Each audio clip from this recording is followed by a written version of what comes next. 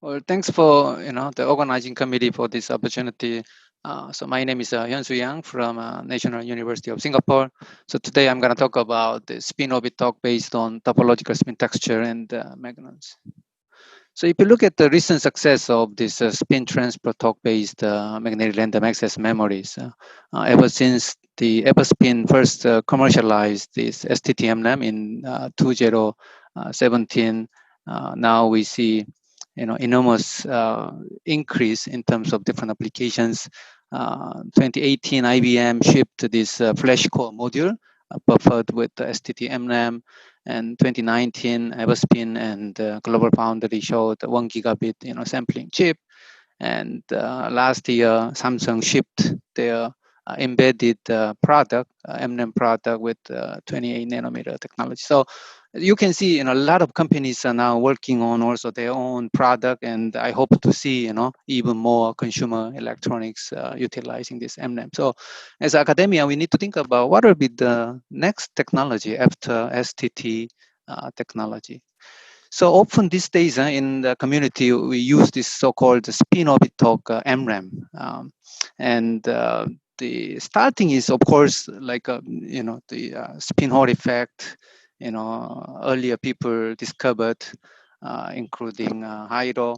But as an experimentalist, I value these two pioneering work done in the first one in Gambardella group in 2011. So they showed this cobalt layer can be switched by just applying the in-plane current in platinum, and then Cornell group showed using a tantalum layer, they can switch this cobalt and boron layers, even though they attributed a slightly different mechanism. For example, the first work showed is due to the Lashiba effect coming from the interface, and the subsequent work attributed to a spin-Hall effect. But nevertheless, in the bottom line is we can switch this 3D ferromagnet at room temperature. So I was very surprised to see this result, and immediately, dive into this area. So once we summarize this field of spin orbit talk engineering, I can divide into three active layers. The first one is obviously the generation of a spin current. For this, mostly we use heavy metals. Recently, people notice interfacial spin orbit coupling is getting more and more important. And in this talk, I'm gonna, highlight these topological materials such as topological insulators and wire semi-metals. Not only those, even two-dimensional electron gas could be a good candidate to generate spin current. So once we generate spin current, we need to absorb those angular momentum. The choice of magnet is obviously, the first one is ferromagnet, because we know how to grow, and fabricate and measure those. And nowadays, we start to see more on this ferromagnet or anti-ferromagnet because of very interesting physics, such as long like diffusion lengths and so on. But multi-layer could be also technologically a very important solution once we, need good thermal stability. Then capping was largely ignored, but if you change your capping layer, basically we can change the whole electric field. That can affect the Lashiba effect. And also, depending on the materials of choice, the spin scattering at this interface can change. So basically, the choice of capping, can also manipulate the strength of this spin orbit talk. So the goal is basically achieving low switching current and a low power consumption. So this is the goal. So for this, in the community, we try to find a system with a very large effective spin-Hall angle or effective magnetic spin orbit talk field. So as I mentioned, I'm going to focus on these topological materials in this talk. So one of the typical example of three-dimensional topological insulator is bismuth selenide. And this material is interesting because it gives this topologically protected surface state. Depending on the electron flowing direction, the supported spin direction is opposite. So naively, we can expect a giant effective spin-Hall angle. So that was basically motivation in the community. So for this research, to understand the spin texture of this material, we use similar phenomena called unidirectional magnetic resistance. So if you look at this simple bilayer, cobalt and platinum, once you flow current in platinum layer, depending on the current direction, at the interface, we accumulate, one direction or opposite direction, depending on the spin current, charge current direction. Then relative orientation with respect to the magnetization of this cobalt layer.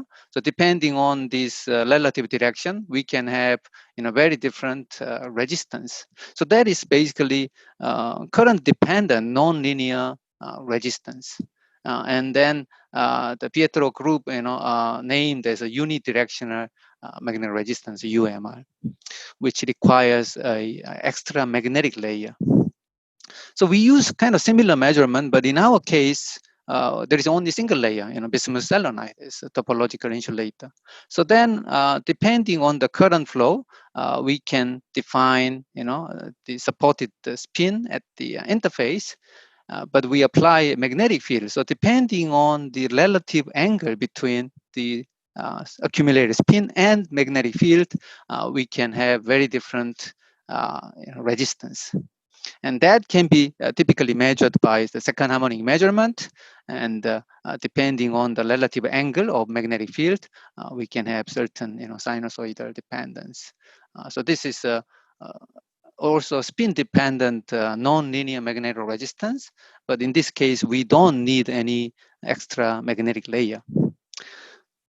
This non-linear magnetic resistance is dependent on the strength of injected current, which is similar with the UMR, but the major change is also our measurement is also dependent on the strength of magnetic field. So you can see there is a linear scaling. So we name this is bilinear magnetoelectric resistance, like in short BMR or BMER.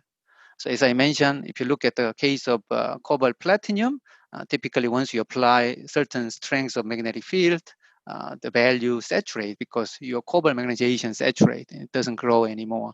However, in our case, you can see it's keep growing. So this is essentially the different feature compared to the conventional metallic layer. So we use this phenomena, and then now what we can do is apply the magnetic field in any direction in three-dimensional, X, Y, Z, arbitrary direction. But typically in a measurement for convenience, we rotate in a single plane. Then by doing this along the different crystalline symmetry direction, because topological insulator is known to have this hexagonal lattice, we can actually determine the three-dimensional spin texture. So this is the basically expected spin texture along this Fermi surface. And as expected, by doing the measurement along different crystalline direction, we can see the spin canting angle is roughly about 30 degrees. And then we have like threefold symmetry. So which agree with the typical ALPS measurement, but basically we show using a simple electrical transport measurement, we can mimic ALPS like a 3D spin texture detection. I mean, obviously, always we want to image this behavior, then understanding is more intuitive. The first imaging of spinor effect was done by David Ashelam group in 2004. So they used gallium arsenide at low temperature using magneto-optical Faraday effect by injecting charge current. The upspin and downspin separated, and you can see this red color representing, for example, downspins and blue one for upspins. It's a very beautiful experiment. This is relatively easy to repeat in a semiconductor, but there was lots of controversy in metals, whether we can measure this spin accumulation. And two groups inferred it's not possible. The other two groups claimed, yeah, we can do that. We tried similar measurement using MOC, and we failed. We couldn't see any clear signal. Then we tried to utilize another measurement called the scanning photovoltage microscope measurement. But what we did is we apply DC current at the same time during this measurement. So we know, once we apply DC current in these strong spin-orbit conducting materials, spin up and down will be accumulated at either edges. And then by shining circular polarized light, depending on the local spin population, the amount of absorption will change. So this phenomena is called magnetic circular dichroism, MCD, which is very well known in the community.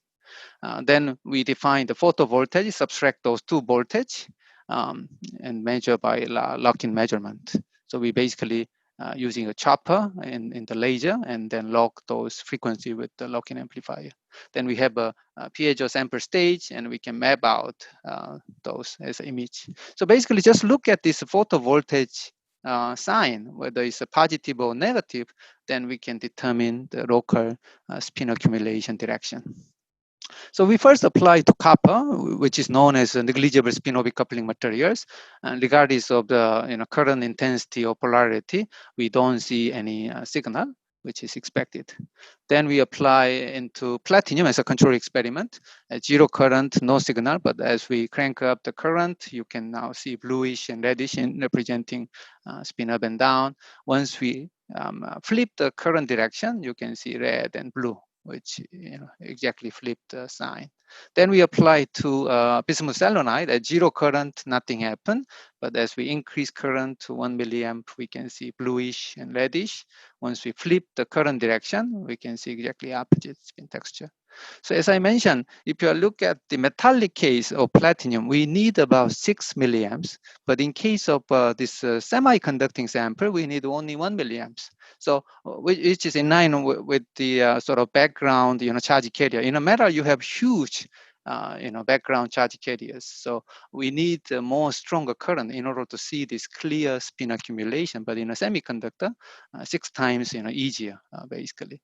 And eventually, once we do Hall measurement by applying small magnetic field and so on, we can extract also spin lifetime. And by doing the transverse measurement, also we can get the spinor angle. So this is a relatively, more straightforward in a way because we don't need any magnetic layer. From a single layer, we can determine all these important, parameters. So once we know the spin texture, of course, we want to apply, for magnetic switching. Then one of the typically established measurement technique is called spin-torque ferromagnetic resonance. Initially, Cornell showed the value of effective spinor angle can be 2 to up to 3.5 at room temperature, enormously high value, like 2 orders of magnitude larger than heavy metals. So we did this measurement as a function of temperature. At room temperature, you can see the value is not much. It's slightly smaller or larger than 0.1. But as we cool down below 50 Kelvin, there is sudden increase of this value, and it can reach more than 0.4. And this behavior has strong correlation with the temperature dependence of junction resistivity. So this is a different quintuple layer, and one quintuple layer is basically 1 nanometer about. And if you look at the case of 10 or 20 quintuple layer, as we cool down below 50 Kelvin, you can see a plateau. And this plateau is regarded as evidence of surface-dominated transport, because at low temperature we basically, limit the transport through the bulk, and the surface effect will be dominant. And this behavior has, strong relevance with the observation of this effective spinor angle. So we attributed, this indicate. In this bismuth selenide, there is a strong surface dominant transport. Another evidence to look at the surface dominant transport is thickness dependence. So once we use thicker film, basically, a lot of current will go through the bulk because you have large volume. As we decrease the thickness down to 5 quintuple layer, now more and more, the portion will go through the interface surface. So then we can see a huge increase of this effective spinor angle. This is a stark, contrast if you look at, conventional platinum case. And typical this spin diffusion formula, Terahertz, there should be increasement initially, and then after certain thickness it will saturate. So this is a typical behavior of heavy metal or spin Hall physics. But if you look at this interesting topological material, it has opposite behavior in terms of thickness dependence. So this is another indication of these interesting materials. There is a strong, component coming from the surface state. So anyhow, we choose about 8 quintuple layer because 8 quintuple layer has reasonably large spin-or angle. But at the same time, we also need to think about the junction resistivity because that also determine the total power consumption eventually. So we choose 8 quintuple layer and then deposit nickel ion on top. Then we make different size of nickel ion squares by etching. So the yellow dashed box represent a single nickel ion square. So we have 1, 2, 3, 4, roughly 5 squares. And by injecting current from left electrode and monitor the magnetization using Mock microscopy, initially black color indicate all the magnetic domains are saturated in this direction. And by increasing the current density, we can see white domain start to generate it and then propagate. And eventually all the domains are now switch to opposite direction. And starting here, now we can inject the current from right electrode. Then you can see, black domain now start to expand, and eventually we can go back to the initial configuration. So depending on the current direction, we can switch from one to the other direction. And this is done at room temperature with quite small current density into the topological insulator, which is about 6 times 10 to 5 ampere per square centimeter. And we are dealing with the in-plane magnet, so we don't need any external magnetic field to make a deterministic switching. The problem is, as I mentioned, large resistivity. Then we noticed a very interesting report by Minnesota Jinping Wang group showed by sputtered bismuth selenide, they could achieve also similar level of current density and extremely high effective spin-or angle. So we tried to follow their work in our lab. So we sputtered this bismuth selenide target, and then on a conventional silicon wafer. Previous data, all done by molecular beam epitaxy growth, so it's not really compatible with the industry process. But sputtering is the choice of all the magnetic industry right now. So then we deposit same permalloy and then encapsulate. Then we repeat the similar Mock microscopy measurement, and then we were able to switch this magnet with very small current into bismuth selenide. But if you look at the total current, is 1,000 times larger because the junction resistivity of this bismuth selenide is 100 times larger than that of MBE. Even MBE, if you look at the resistivity, this is also enormous. It's roughly like 1,000, microohm centimeter. But this sputtered material, in our case, is even 100 times larger than that of MBE. So eventually, the total current required to switch, there is not much gain. You can see it's almost 10 to 7 ampere per square centimeter, even larger than heavy metal case. But if you extract the effective spin-or angle, we can conclude is 45 for 10 nanometer bismuth selenide. So still, I think it's not really fully resolved question in the community, because sputtered materials, what is the crystallinity of this material?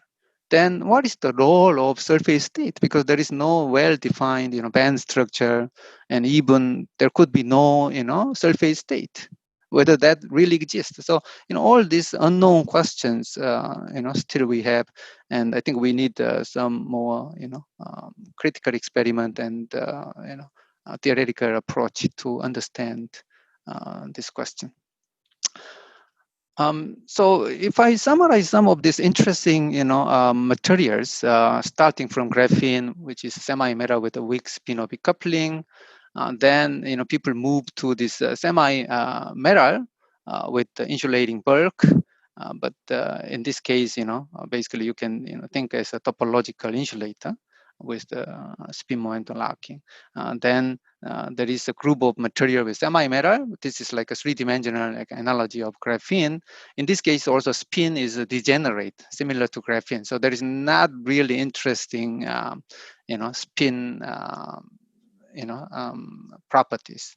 But recently, people also discovered a very interesting material called Weyl semi-metal.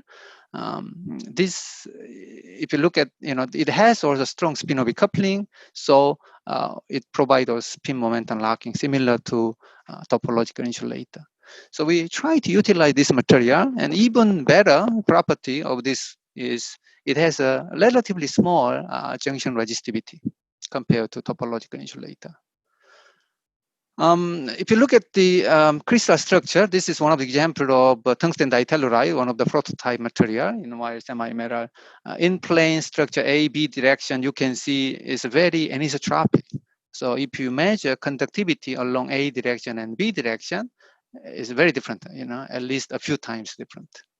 So we tried the photo voltage measurement. This is unpolarized laser we shine to the sample and just measure the voltage along these two contacts. And the typical measurement, if you do this photovoltage measurement with unpolarized light, you will see this. This is a case of MOS2. So red square is the MOS2 channel, and then positive, negative voltage, just focused around the contact. And the photo voltage is basically the axis, symmetric, and this basically tells us the Fermi surface is circular, which is textbook, types of pattern. But in this case, because you have very different, conductivity along different crystalline direction, we have elliptical Fermi surface. And that also gives very different photocurrent distribution. So as you can see here, you can see it's not divided by half.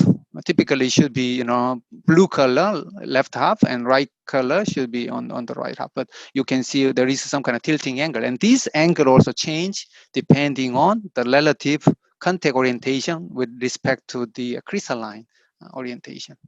And the other interesting observation is MOS2, the signal is only focused around the contact, because even you shine away from the contact, the photo-generated carrier cannot be collected in the contact because it's too far away. The carrier mobility is not very good. But in this case, you can see, even a few micrometer, tens of micrometer away, photo carrier can be, collected. So by fitting, we found the carrier diffusion length can be 3.2 micrometer, which is enormously long in these materials.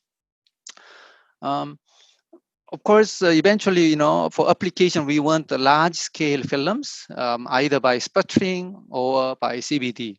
And this is one of the examples of CBD growth by my collaborator, Professor Chang. And he grow tungsten ditelluride and molybdenum ditelluride in a centimeter scale, very uniform. And then it turned out the phase is TD phase, which is what we want in a semi-metallic phase. So once we have a large area, basically we can now do some other interesting measurements. For example, terahertz measurements. So we shine circular polarized light by this quarter wave plate. Then by shining those left hand, right hand light, we can generate the terahertz oscillation in the sample, and we can measure those. So this is a real temporal profile. You can see spin photocurrent, spans like 1 to 2 picosecond. It's pretty short, and depending on the circular polarization, we have opposite polarity. So that indicates by shining this the polarized light, we generate spin photocurrent, one direction. But once we change the circular polarization direction, basically opposite spin will propagate to opposite spin direction. And then by changing these materials, we can find out which direction this photocurrent is generated. And then by doing, we found the photocurrent is only generated along the A crystalline direction, and which is the low symmetry axis. And there is nothing along the B direction. So that indicate, we have anisotropic spin photocurrent only along the A direction, and because the circular polarized light will be coupled only up and down spin, so that indicate there is out of plane spin texture in these interesting materials. And out of plane spin texture is important because in spin orbital switching, we want to achieve field-free switching, without any external magnetic field. And once you have this outer plane, spin texture, basically we can switch this outer plane anisotropy materials using just conventional anti-damping like torque without any external magnetic field. So technologically, this is very important. So as I mentioned, these wire semimetals have not only interesting spin polarized surface state, but also bulk spin polarized state. So we expect also very different thickness dependence or even stronger, spin orbit torque compared to topological insulator. So we repeat our similar, measurement using tungsten ditelluride and deposit permalloy on top, and then we can apply current from one electrode to the other, and then initially it's polarized, in this direction.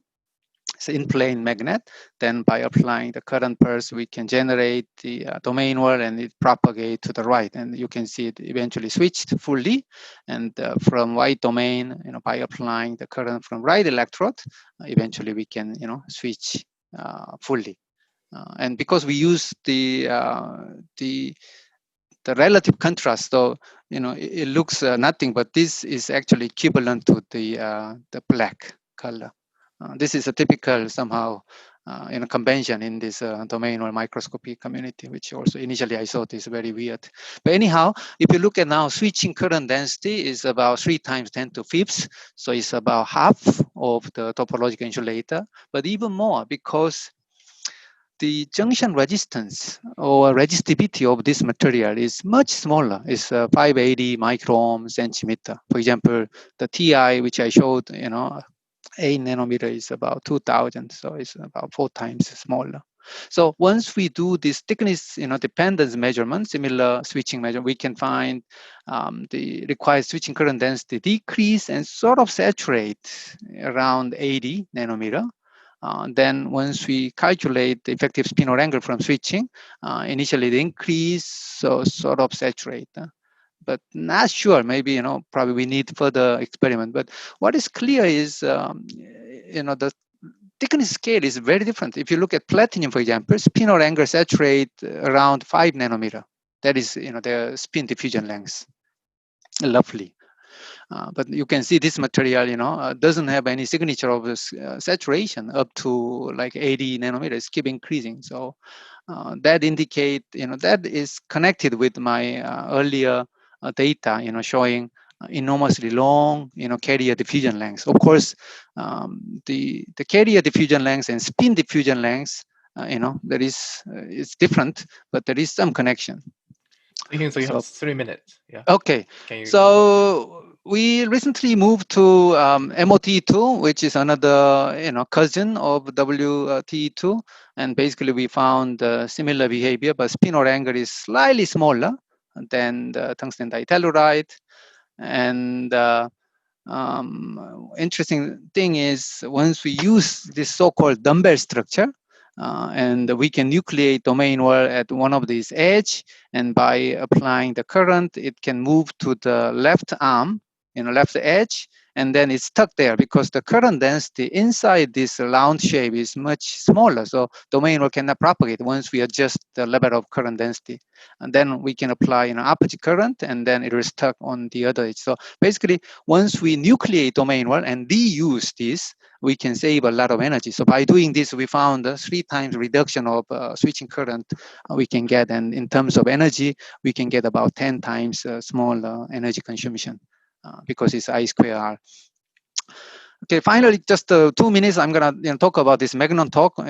Probably some people expected I should talk about more about this Magnon stuff, but already Bart and Wei covered. So basically, what we worry about is current shunting effect. As I mentioned, this spin generation layer is much more resistive than our 3D ferromagnet, which is technologically very important magnetic layer. And when you flow the current, most of the current will go through this magnetic layer. So that is the problem. So another way to mitigate this issue is inserting nickel oxide. Then we just connect the contact. Then all the current should flow only this spin current generation layer. then if there is a generation of Magnon torque, and it can propagate without any electrical charge component involvement. So we study as a function of nickel oxide, and then we found surprisingly about 25 nanometer there is a peak, which is very unexpected. And then we found this is due to the texture of nickel oxide is getting better, which is supported by the exchange bias measurement and the coercivity measurement and so on. So we choose this 25 nanometer nickel oxide case, and we repeat the previous switching measurement. And in the middle, we have this ferromagnetic island. By applying the current, we can switch to white. And now we apply the current from right electrode, and then we can switch back and so on. So basically it shows the Magnon, the spin torque can be, similar magnitude compared to the conventional, the electrical, charge-based counterpart. So basically, as a quick summary, I show you this magnetic memory switching aspect using spin-orbit coupling. Topological insulator, very interesting surface-dominated transport, but because of large resistivity, power consumption, can be large. So we move to wire semi-metal, which has surface plus bulk effect. It has relatively smaller, resistivity, so we can have, much more gain in terms of power consumption. But the other aspect is we can even think about this, Magnon-based torque. If there is a way to generate these Magnons without, charge current flowing using some oxide, for example, probably we can, considerably reduce the total power consumption. Okay, so for this, I want to thanks to many of my group members who, day and night collected all the data, as well as all the important, collaborators or who used to be in my group previously. Okay, thank you very much for your attention.